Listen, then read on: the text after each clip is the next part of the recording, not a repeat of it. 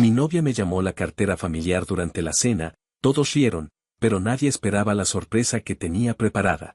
Soy Larry, tengo 35 años, y quiero contar cómo terminé alejándome de una familia que con el tiempo entendí que solo veía en mí una fuente de ingresos. Durante mucho tiempo me negué a aceptarlo porque realmente amaba a mi novia, Débora, y creía que su familia simplemente estaba pasando por una mala racha. Sin embargo, con el tiempo quedó claro que me veían como una solución financiera conveniente. Y aunque hoy lo tengo claro, en ese momento me negaba a verlo porque mi amor por ella me hizo ignorar señales evidentes. Para dar contexto, yo no vengo de una familia rica ni heredé nada. Empecé a trabajar a los 18 años con un pequeño negocio de distribución de hielo. Al principio solo tenía 2 congeladores grandes y una camioneta vieja con la que repartía hielo a restaurantes y puestos de comida. Era un negocio demandante porque dependía de puntualidad, conservación del producto, logística y constancia, pero con esfuerzo fui creciendo. Con los años contraté empleados, compré más vehículos refrigerados, conseguí contratos con tiendas grandes y hoy exporto hielo industrial y embolsado a otras regiones. Sé que puede sonar como un negocio simple y sin potencial, pero no lo es. Hay poca competencia, alta demanda y los clientes no pueden darse el lujo de quedarse sin producto, así que pagan bien. Actualmente tengo más de 40 empleados, varios permisos operativos, camiones propios y una base sólida de clientes. Gano bastante bien y llevo mis finanzas con disciplina. Siempre ahorro, no hago gastos impulsivos y mantengo reservas económicas para emergencias. Esa mentalidad me ha ayudado a crecer sin endeudarme. Cuando conocí a Débora, me sorprendió que jamás mostrara interés en mi dinero. No preguntaba cuánto ganaba, no hacía comentarios sobre mis cuentas ni intentaba influir en mis decisiones económicas. Era cariñosa, independiente, trabajadora y tenía aspiraciones propias. No era una mujer materialista ni presumida. Se esforzaba, tenía empleo, y aunque no ganaba mucho, era responsable. Por eso me enamoré de ella. Sentía que me quería por quien era, no por lo que tenía. Su familia era completamente distinta. No eran malas personas, pero vivían con la filosofía de que el dinero está para gastarse, no para guardarse.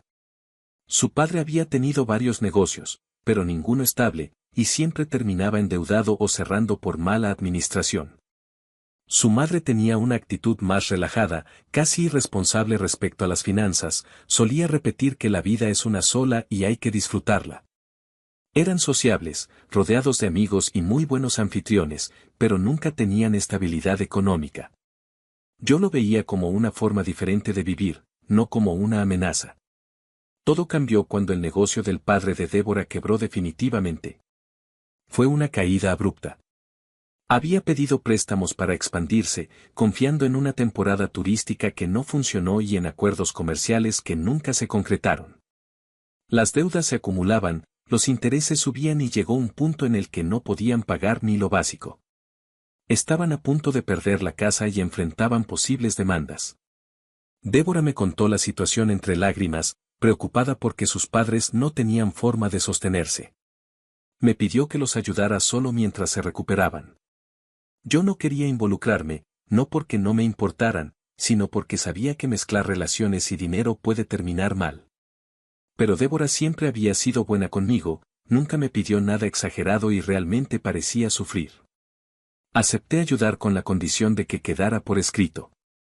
No porque quisiera cobrarles intereses ni tratarlos como clientes, sino porque quería evitar malentendidos. Preparé un pagaré firmado en blanco, para llenarlo con el monto correspondiente cuando pudieran pagar. Pensé que era algo razonable y profesional. Pero su reacción fue completamente distinta. Su madre lo tomó como una ofensa personal, diciendo que pensaba que estaban tratando de aprovecharse de mí. Su padre se molestó y aseguró que yo desconfiaba de su palabra. Débora guardó silencio al principio, pero luego me dijo que era exagerado, que no era necesario y que debía confiar en ellos. Intenté explicar que no era desconfianza, sino un procedimiento normal cuando se presta una suma importante. Aún así, preferí ceder para evitar una discusión más profunda. Le entregué el pagaré a Débora para que ella lo guardara.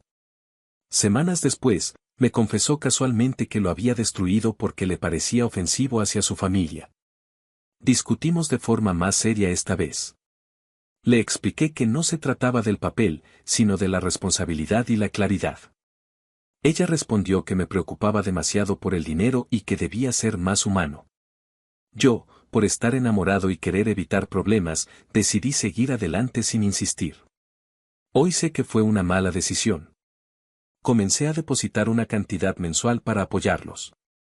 Cubría renta, comida, servicios y algunas deudas urgentes. Era una ayuda considerable, pero nada que afectara mi estabilidad económica. Pensé que era temporal. Sin embargo, a los pocos meses comenzaron a pedirme más dinero con frecuencia. La justificación siempre era que no alcanzaba para todo. Yo accedía porque creía que pronto saldrían de la crisis. Lo extraño fue que los gastos no eran básicos. Noté que estaban comprando ropa cara, haciendo viajes, cenando en restaurantes costosos, comprando electrodomésticos nuevos y contratando servicios innecesarios. Cuando pregunté por qué gastaban tanto en cosas secundarias en lugar de ahorrar, Débora me respondió con molestia. No seas tacaño, tú puedes pagarlo. Esa frase me dejó helado. No era por la cantidad, era por la actitud.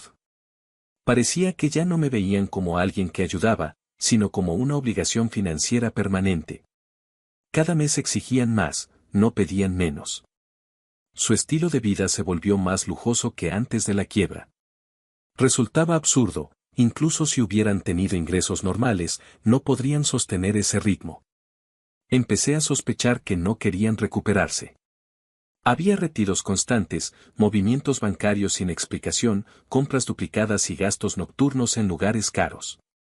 Me di cuenta accidentalmente de un mensaje entre Débora y su madre en el que hablaban de un viaje que querían hacer cuando yo depositara. No era una emergencia, no era una necesidad. Era una expectativa. No dije nada en ese momento porque quería entender antes de confrontar. Pero la inquietud ya era constante. Sabía que algo estaba muy mal y sentía que la situación iba a explotar tarde o temprano. Todo explotó una noche que, en teoría, debía ser un momento positivo. El padre de Débora por fin había conseguido empleo después de meses de presunta recuperación y organizaron una cena para celebrarlo. Cuando Débora me lo contó, me sentí aliviado. Pensé que finalmente volverían a ser autosuficientes y que yo podría dejar de cubrir gastos que nunca debía asumir. Era la primera señal de que todo ese sacrificio quizá había valido la pena. Sin embargo, antes de la cena, Débora me dijo que yo debía pagarla por última vez. Lo dijo con un tono ligero, como si solo fuera un detalle sin importancia. Cuando le pregunté por qué yo tenía que cubrirla si su padre ya tenía trabajo, me respondió que era una forma simbólica de cerrar ese ciclo y agradecerles por su esfuerzo. Agregó que no quería discutir algo tan mínimo. No insistí porque no quería llegar con tensión a una comida que se suponía debía ser agradable. Acepté, aunque la situación me incomodaba. Al llegar al restaurante, noté de inmediato que no era una cena íntima. No solo estaban sus padres y hermanos, había primos, tíos, abuelos, cuñados y algunas personas que ni siquiera conocía. Era una reunión grande, costosa y completamente fuera de proporción. Me saludaron con entusiasmo, todos sonriendo, brindando por nuevas oportunidades y riéndose entre ellos. Parecían felices. Yo trataba de disfrutar el ambiente, pero no podía ignorar el hecho de que todo estaba siendo pagado con mi dinero una vez más. Incluso si era la última vez, no se sentía como un cierre, sino como una carga. Me senté junto a Débora y traté de mantenerme tranquilo. Pedían platos caros, bebidas costosas y postres adicionales sin siquiera ver los precios. Era evidente que nadie se preocupaba por el costo. Yo no esperaba agradecimiento, pero sí mesura, especialmente ahora que ya no estaban en crisis. En lugar de eso, parecían disfrutar más porque no estaban pagando nada. En un momento, una de las tías de Débora se acercó y me dijo con una sonrisa exagerada: ¿Qué pasa, Larry? ¿Por qué esa cara tan seria? Disfruta esta cena que, con cariño, prepararon los padres de Débora. Su comentario me dejó desconcertado. ¿Prepararon? Ellos no pagaron nada, no cocinaron, no organizaron el lugar. Lo único que hicieron fue pedir y sentarse. Pero no respondí porque no quería generar tensión. Simplemente asentí. Minutos después, el primo pequeño de Débora se acercó corriendo y me abrazó como si fuéramos muy cercanos. Luego, dijo con toda naturalidad: «Tío Larry, dame dinero. Débora dijo que tú me comprarías una consola». Su tono era casual, como si ya estuviera decidido. Pensé que estaba bromeando, así que pregunté: «¿Y por qué no le pides a tus padres?». El niño regresó con Débora, y ella, sin verme siquiera, respondió: «No le hables así. A ti te sobra el dinero. Además, ya le prometí que se la comprarías. No me hagas quedar mal». Fue la primera puñalada real de la noche. No era solo que me pidieran dinero, era que ella asumiera compromisos económicos en mi nombre sin consultarme, como si yo fuera una extensión de su billetera. Sentí una mezcla de molestia y decepción, pero me contuve. Sin embargo, algo dentro de mí ya estaba agotado. Durante meses guardé incomodidades, dudas y enojo acumulado, intentando no iniciar conflictos y creyendo que eventualmente la situación mejoraría. No mejoró. En ese momento la discusión comenzó. Le dije en voz baja, intentando no llamar la atención, que se estaba aprovechando de mí, que no tenía derecho a comprometerme sin preguntarme. Ella respondió en un tono molesto, sin bajar la voz. Varias personas dejaron de hablar y comenzaron a escuchar. «Siempre haces un drama por todo. Es solo una consola. Tú puedes pagarla sin ningún problema», dijo. Sentí que mi paciencia se rompía por completo. Había hecho sacrificios enormes por su familia, no por obligación, sino porque la amaba.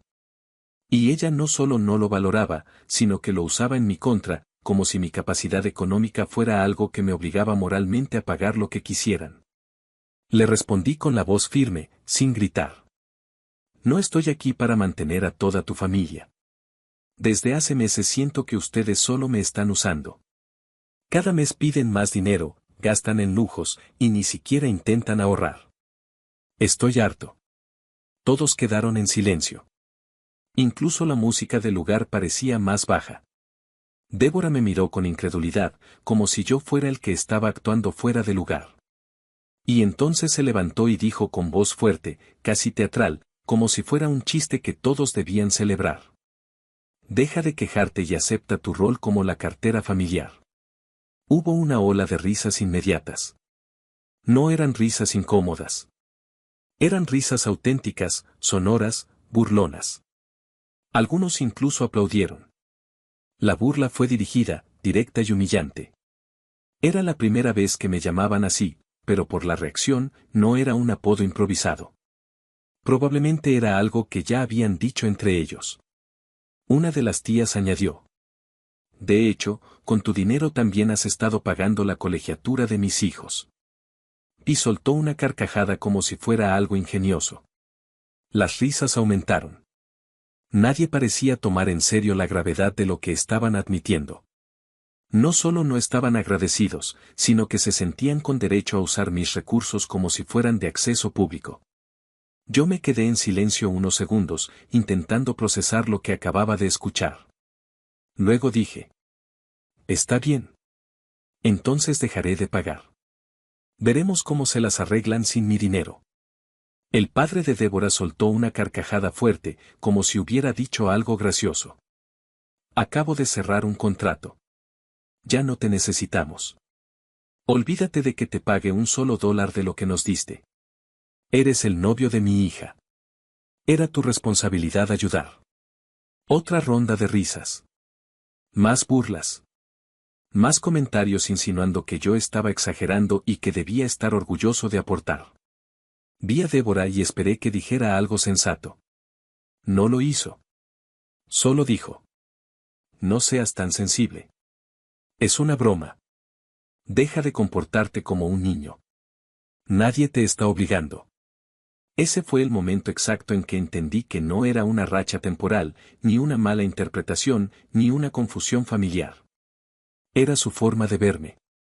Había dejado de ser pareja y me había convertido en proveedor. Y no uno respetado, sino uno del cual se burlaban porque creían que siempre diría sí. Me levanté sin decir una palabra más. No hice un escándalo ni devolví insultos. Simplemente me fui. Pero mientras caminaba hacia mi auto, sentí algo distinto a la tristeza que me había acompañado los últimos meses. Sentí determinación. Sabía que esa situación no quedaría así. No después de todo lo que había dado y de la forma en que se burlaron públicamente. No después de escuchar esa palabra, repetida entre risas, como si yo fuera un objeto. La cartera familiar. Esa noche llegué a casa sin decir palabra. No quería encender la televisión ni revisar mi teléfono. Solo me quité la ropa, me acosté y miré el techo durante varios minutos, intentando procesar lo que había ocurrido. No era solo la humillación pública, sino la claridad con la que había comprendido que durante meses me habían visto como una fuente de dinero y nada más. Respiré hondo tratando de tranquilizarme. Cerré los ojos y por un momento creí que todo lo que necesitaba era descansar. Sin embargo, justo cuando estaba por quedarme dormido, llegó una notificación al teléfono. Miré la pantalla, cargo reciente en mi tarjeta de crédito, el mismo monto aproximado del restaurante. Me incorporé de golpe. Habían usado mi tarjeta para pagar la cena. En ese instante, recordé algo que había pasado por alto. Antes de la cena, Débora me pidió mi cartera para guardar mi licencia de conducir y no perderla. Yo, distraído y sin malicia, se la di. La tarjeta seguía en su poder. Tuve una mezcla de enojo y decepción, pero no sorpresa. Era coherente con todo lo que habían hecho últimamente. Lo que sí me sorprendía era mi propia falta de precaución. Aún así, no me alteré demasiado. Bloqueé la tarjeta desde la aplicación bancaria, respiré profundo y pensé en silencio. Esta vez no saldrán impunes. Y ahí recordé algo importante. Algo que en su momento guardé como precaución, casi por instinto, y que ahora parecía una pieza clave. El pagaré. No el que Débora rompió frente a mí, alegando que era ofensivo, sino el verdadero. El original. Aquel día, cuando ella destruyó el documento, yo guardé silencio no porque aceptara sus argumentos, sino porque ya había previsto esa reacción y había preparado un duplicado para entregarles. El que ella rompió era solo una copia. El original estaba guardado desde el inicio en mi caja fuerte personal, protegido y sin daños. Nunca esperé usarlo.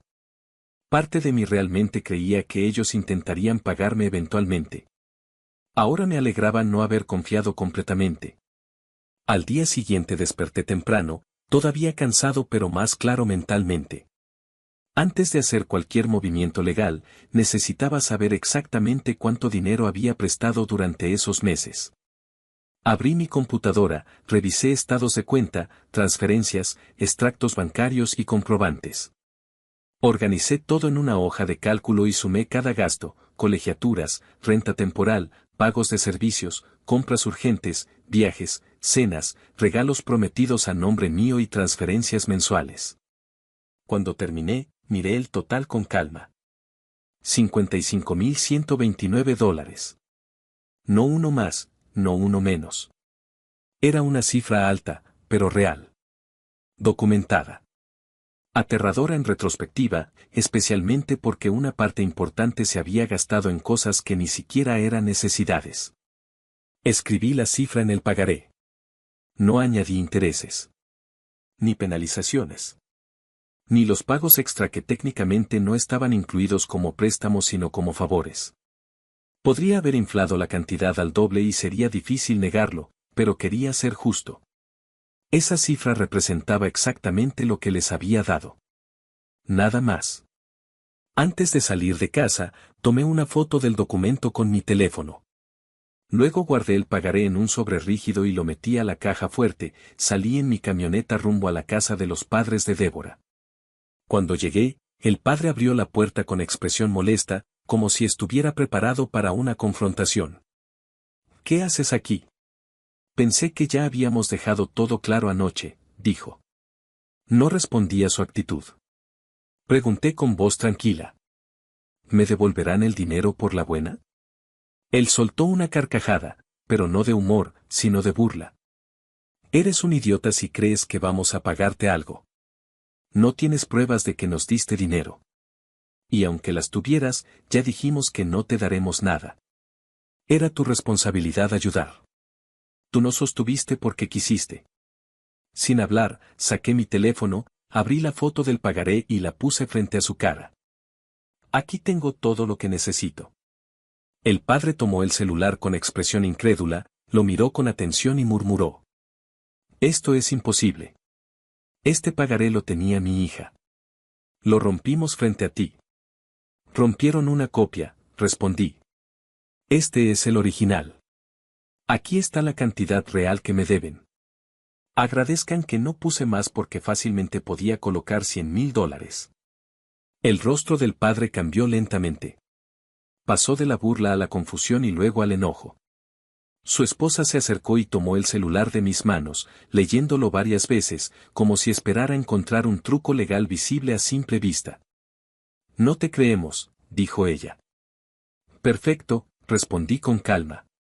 Entonces aténganse a las consecuencias. Mi abogado se pondrá en contacto. Me di la vuelta y me fui sin añadir palabras. No grité, no amenacé, no insulté. Solo les hice saber que esto ya no era personal, sino legal.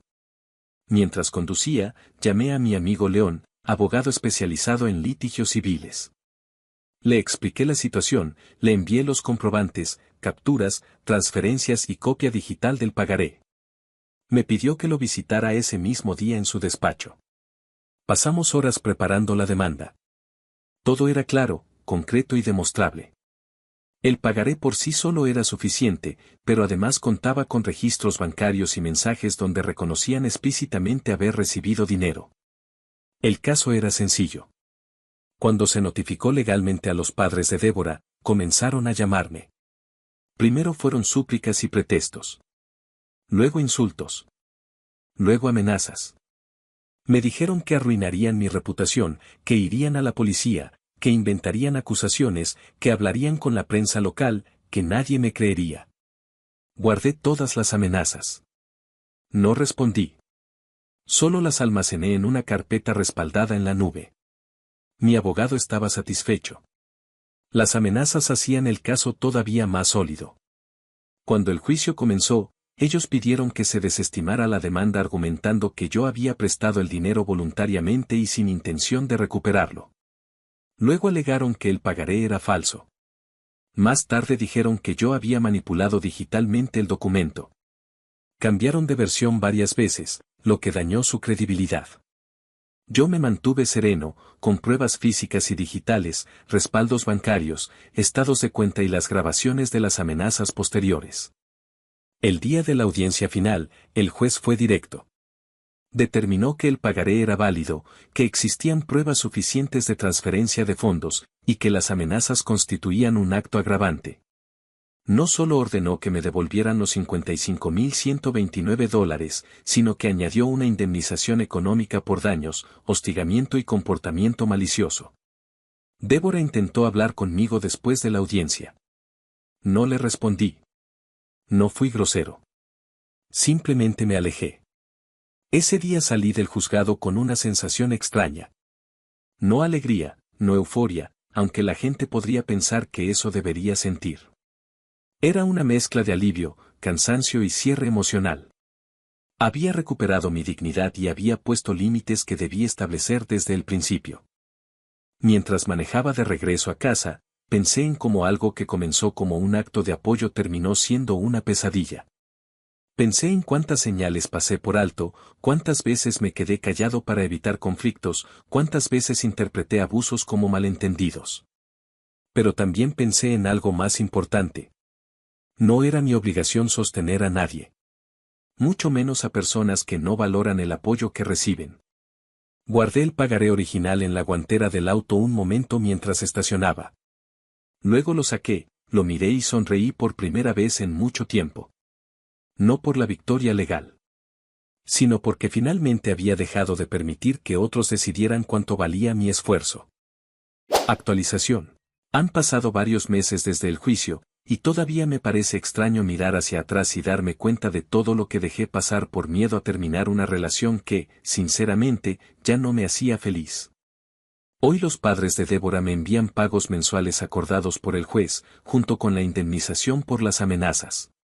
No es una suma pequeña, pero tampoco me alegra recibirla como si fuera un triunfo personal. Es simplemente dinero que me corresponde, dinero que nunca debía haber entregado tan ciegamente. A veces, cuando veo las transferencias reflejadas en mi cuenta, siento una mezcla de alivio y molestia. Alivio porque finalmente se está haciendo justicia, porque no quedé como un tonto que dio dinero sin exigir responsabilidad. Y molestia porque sé que todo esto pudo evitarse si desde el principio hubiera puesto límites claros y no hubiera confundido amor con deber financiero.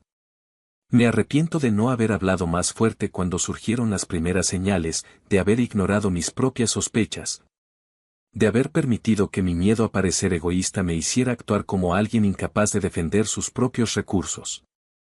No he vuelto a hablar con Débora desde el día del juicio. Un amigo en común me dijo que ella se mudó a otra ciudad y consiguió trabajo en una tienda departamental. No deseo que le vaya mal, solo espero que aprenda a valerse por sí misma y deje de ver a las personas como soluciones económicas. Lo mismo deseo para su familia, aunque no tengo interés en tenerlo cerca nuevamente. Para mí, ese capítulo está cerrado. En cuanto a mi vida personal, decidí darme un tiempo para estar solo. Estoy trabajando en la expansión de la empresa y enfocándome en mí mismo. Por ahora, no tengo intención de iniciar una relación. Quiero asegurarme de que, cuando lo haga, sea con alguien que entienda el concepto de reciprocidad y respeto, no con alguien que vea mi esfuerzo como una fuente inagotable de beneficios. Hay días en los que me pregunto si fui demasiado duro. Supongo que es normal sentirlo después de una ruptura complicada. Sin embargo, también recuerdo la manera en que se rieron de mí en aquella cena y cómo trataron de minimizar todo culpándome por no entender las bromas. Ese recuerdo me mantiene firme y me recuerda que fue lo correcto. Si algo he aprendido de todo esto, es que amar no significa sacrificar la dignidad. No importa cuánto dinero tengas, cuánto puedas dar o cuántas veces puedas rescatar a otros, nadie tiene derecho a convertirte en su fuente permanente de recursos. Y uno también debe tener la responsabilidad de cuidarse a sí mismo. Ahora estoy en paz. Más consciente. Más crítico. Y con la certeza de que nunca volveré a permitir que una relación, por más cariño que exista, me convierta en algo que no quiero ser. Hoy soy dueño de mi vida nuevamente, y eso vale más que cualquier suma de dinero que pueda cobrar.